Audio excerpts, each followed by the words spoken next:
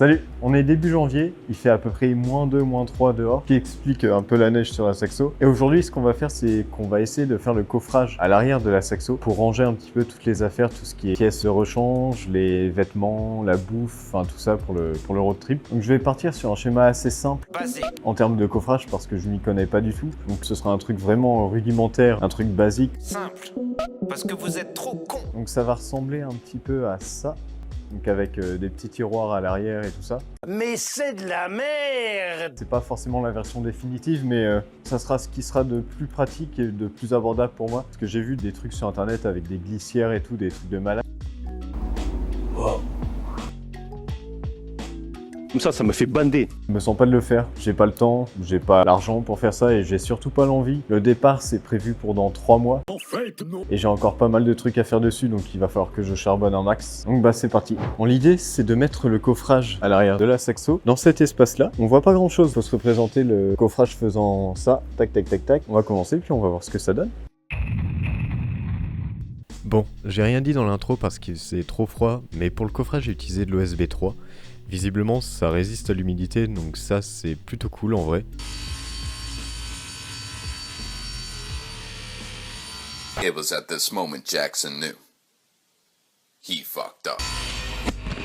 En ce qui concerne l'OSB, ça m'est revenu à 75 € à peu près, donc en vrai ça va. Et si on rajoute à ça la visserie et les équerres, on doit monter à 90 € au total. À savoir que je suis pas menuisier, j'ai fait ça à l'arrache avec mes connaissances, et je trouve que ça rend pas trop mal. Donc là il nous reste encore pas mal de trucs à faire. Il me reste une planche à mettre comme ça et deux petites comme ça, et la planche du dessus, puis la planche ici là du milieu aussi. En tout cas travailler par -2 degrés c'est un peu chaud. Bon bah direction jour 2. Alors, le premier jour, j'avais pris les mauvaises cotes. Il a fallu que je reprenne toutes les planches et que je les retaille en hauteur. L'idée de ce coffrage, c'est de pouvoir dormir dans la Saxo en cas de grosse intempérie. Si ma tête se retrouve collée au plafond pour dormir, c'est vraiment pas terrible. Donc j'ai tout démonté, tout remonté, et ensuite je suis venu mettre les planches du milieu afin de me faire mes différents compartiments. C'est archi basique en termes de design et de conception, mais on n'est pas dans Animal Crossing où je dois avoir des meubles assortis à la couleur de ma maison. Là, ça a juste une utilité et ça fonctionne bien en vrai. Il m'a donné pas mal de fil à retordre, parce que j'ai pas l'habitude d'être super précis pour tout ce qui est montage de meubles.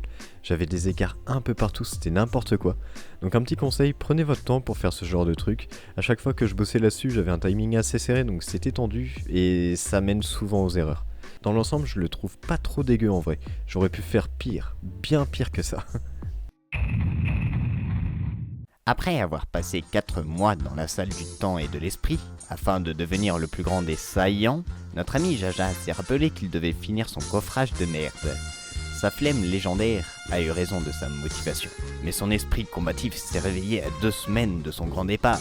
Parviendra-t-il à devenir le plus puissant des bricoleurs? Vous le saurez à l'issue de cette vidéo. On se retrouve donc 4 mois après les premiers shots de la vidéo. La régularité, c'est vraiment pas mon fort. Et on est ici du coup pour finir le petit coffrage qu'on peut voir ici. J'ai encore du mal avec le stabilisateur. Comment on règle ça? Donc là, le but, ça va être de mettre des petites portes comme ça, qui s'ouvrent comme ça. Donc avec des charnières, des vérins et des petits aimants. Hop là, qu'on a ici, là. Donc là, on a les petites charnières, les petits vérins. Et les gros aimants, ils sont un peu plus gros que je pensais, mais ça va faire le taf, on va voir. On va voir ce que ça donne, je sais pas dans quoi je m'embarque encore, mais l'idée me paraissait pas trop mal. Franchement, ce serait assez pratique si vraiment j'arrive à ouvrir comme je veux. Donc bah, c'est parti. J'ai commencé par découper la plaque, gentiment fournie par Agloplast, aux dimensions voulues, donc en fonction de la taille des tiroirs, en me faisant arroser au passage par des petites étincelles, mais rien de grave.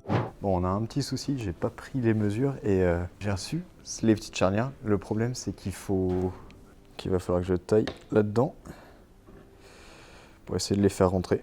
J'ai jamais fait ça.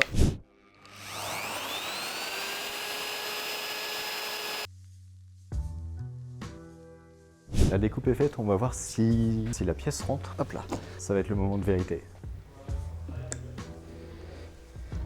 Pas mal, non? Eh bah c'est nickel. Plus qu'à faire ça sur les 4 autres planches et puis on sera bien. Bon, je vous épargne le bruit de la défonceuse, mais grossièrement, j'ai fait ça sur toutes les autres plaques. Il n'y avait rien de vraiment compliqué, mais il fallait le faire.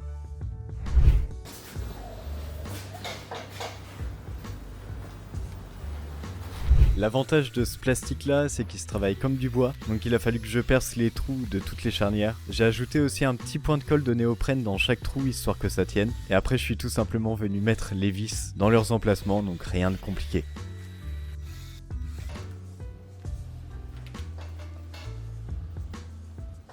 La partie la plus galère pour moi, ça a été de venir fixer les charnières dans l'OSB. Je me suis pris plusieurs fois des plaques sur la gueule. Ça a duré un petit moment, mais au moins je me suis pas découragé. Je viens de voir que les vérins sont pas adaptés à ce que j'ai acheté forcément. En fait, ils reviennent tout seuls en position. Et de toute façon, il n'y a pas la place dans les petits compartiments. Chou blanc donc. C'est un peu chiant. Ça me pète les couilles. Au moins, ça me fait ça à pas poser. Mais c'est quoi cette merde? C'est Jaja le bricoleur. Alors après, je suis venu poser les aimants. C'est des aimants basiques d'étagère qu'on peut trouver partout. Donc ça consiste en un aimant et une plaque en métal à fixer sur le coffrage. Ce qui était plutôt cool avec cela, c'est qu'il y avait un petit scotch à venir fixer sur la petite partie en métal, qui permettait, une fois fixé, de percer les trous plus facilement.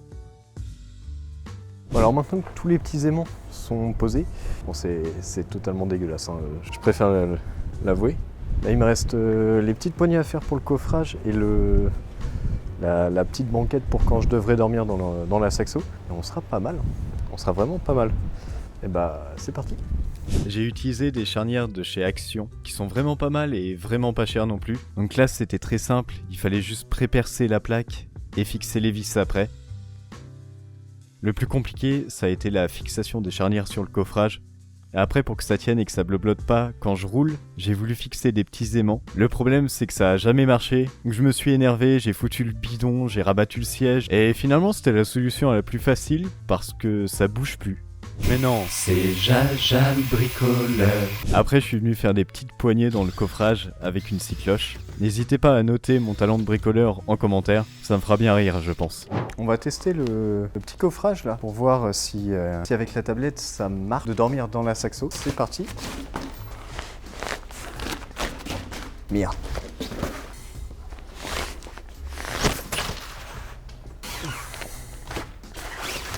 Hop là. Bon déjà, ça passe comme ça. Bon. Tac. Alors. Tac. Oh, ça va être une galère. Je sais pas si on se rend compte à la caméra, mais la hauteur au plafond, elle est de genre... ouais, 50 cm à peu près.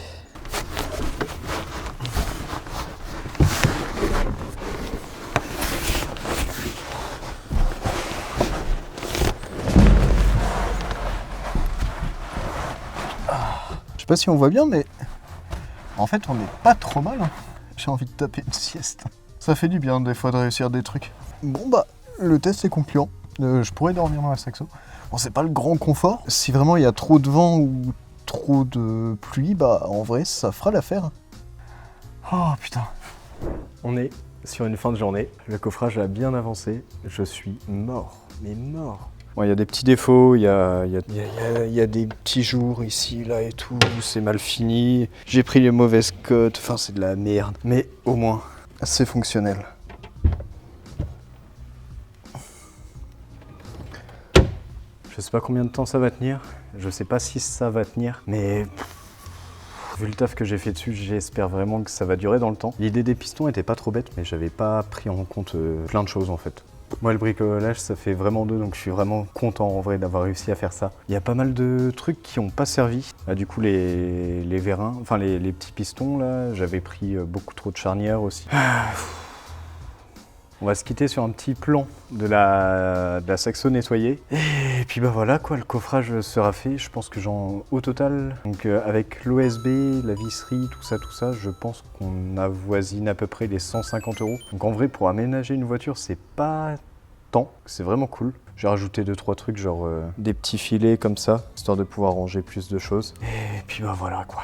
Bon, je vous laisse, le grand départ, c'est dans 2 semaines. Je vais pas voir le temps passer avec le montage de la vidéo et tout ça. Je pense que ça va arriver très très vite. On se dit à la prochaine. C'était Jawen pour Objectif Bouzlouja. Des bisous tout le monde. Allez, n'hésitez pas à vous abonner, à liker la vidéo et à partager, enfin tout ça. On est bientôt 250 sur la chaîne. C'est énorme, franchement je m'attendais pas à ça et le meilleur est à venir.